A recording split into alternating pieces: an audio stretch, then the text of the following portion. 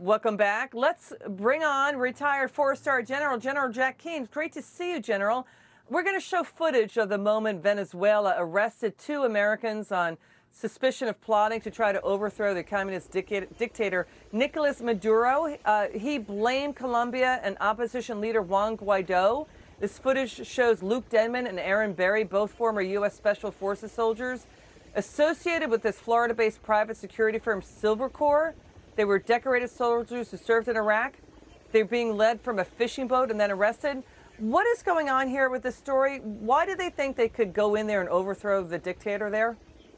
Well, that's a great question. This operation actually began last year when there was some protest by the Venezuelan army members against the Maduro regime, and that was supposed to lead, as we know, to some other senior people also joining that, but it never happened. But the idea got into the mind of retired Major General Alcala, who organized a meeting in Bogota, Colombia, where other Venezuelan former army people gathered, as well as a fellow by the name of Jordan Guaido, who is the head of a private security company named Silvercorp, and that's where the Special Forces got involved. He's a former Special Forces medic himself. Out of this grew an organization of about 300 strong. They organized themselves in training camps in Colombia near the Venezuelan border. They were very primitive, is an understatement. The lack of running water, insufficient weapons and ammunition, people using broomstick handles to simulate weapons. This was the group the plan was to go into Venezuela, conduct raids on Venezuelan army barracks and bases, and get the members there, once it was seized, to join the movement and therefore create an insurgency and a major military opposition to the regime, and eventually, over time, depose the Maduro and capture him.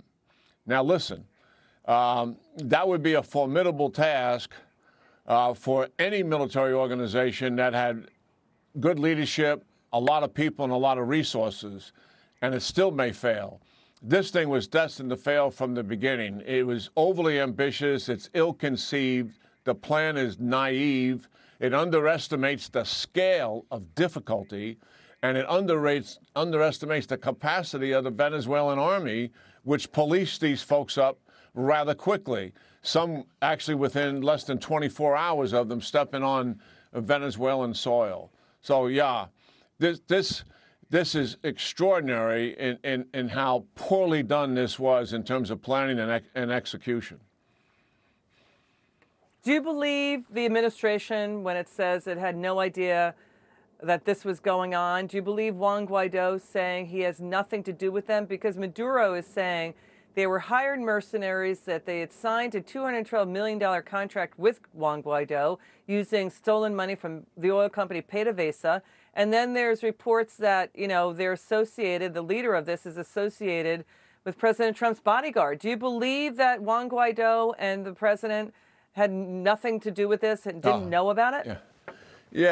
No, they're saying they have no U.S. involvement. Listen, the Colombian intelligence service certainly is aware of what has happened. They knew that there were training camps in Colombia near the Venezuelan border. They likely even knew of the meeting where all these Venezuelan army leaders were gathering in their capital city. So if the Colombian intelligence service understood something was happening, it's likely the U.S. intelligence service understood it. And once they understood it, no way would they go near anything like that.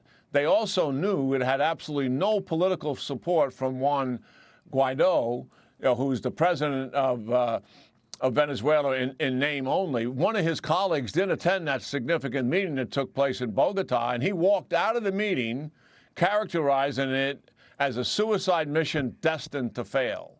So I think there's a lot of fake news out of here in terms of Colombian involvement in supporting it. The United States involvement, no, there's none. And Juan Guaido's involvement, at least on the surface of it, there's none there whatsoever. So I don't buy into any of that. However, here's something that is factual. Maduro is using this to strengthen his position, which is likely to happen. He's showing himself as a power man.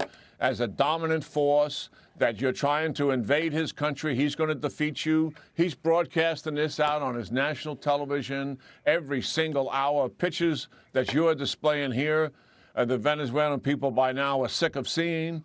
But he's exploiting the situation to increase his status, certainly among his own people.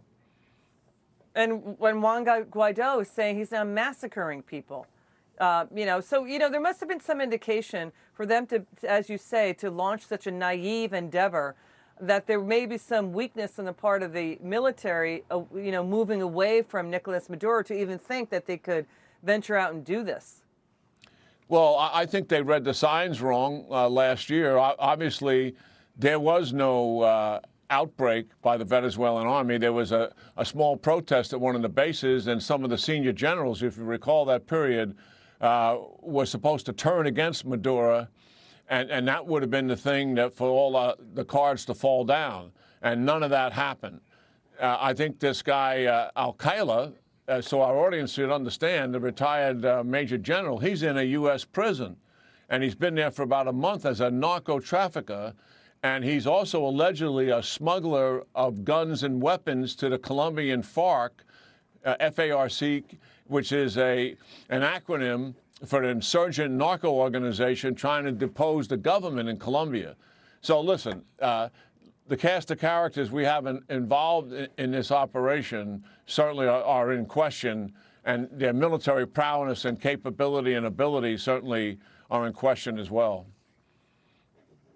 General Jack Keane, we always value your insights. Your perspective is always terrific, and we thank you for your service to our country. It's always great to have General Jack Keane on. Good to see you, my friend.